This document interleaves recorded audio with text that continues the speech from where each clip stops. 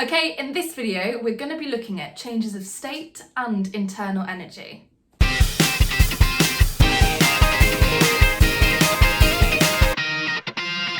So we know that we can have different states, such as a solid, a liquid, and a gas. We also know that different materials can be transferred between these different states. You need to know all of the names of these transfers. So taking something from solid to liquid is called melting. Liquid to gas is either evaporating or boiling. Going from gas to liquid is condensing. And liquid to solid is called freezing. If you have a substance that goes straight from a solid to a gas, that is called sublimation.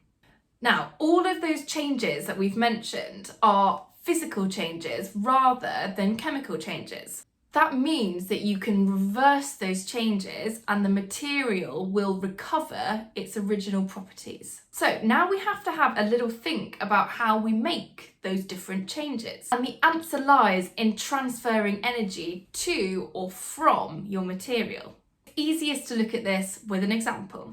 So let's take an ice cube. And let's imagine that this ice cube is at -5 degrees. Now we're going to transfer some heat to this ice cube, for example, using a Bunsen burner.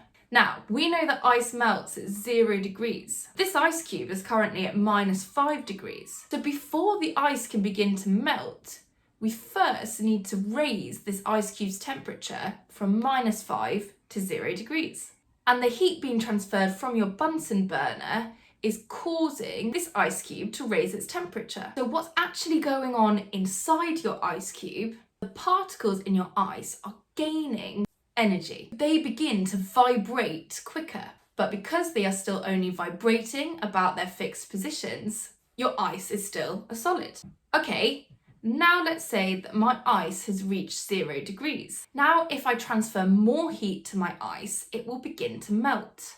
And what's going on here is that extra heat energy that I'm transferring to my ice is no longer causing my particles to vibrate more, but now is actually being used to break the bonds between those particles. And this bond breaking all happens at 0 degrees. So here's an important thing to remember. When your substance is changing state, its temperature remains constant. Okay, and let's follow through.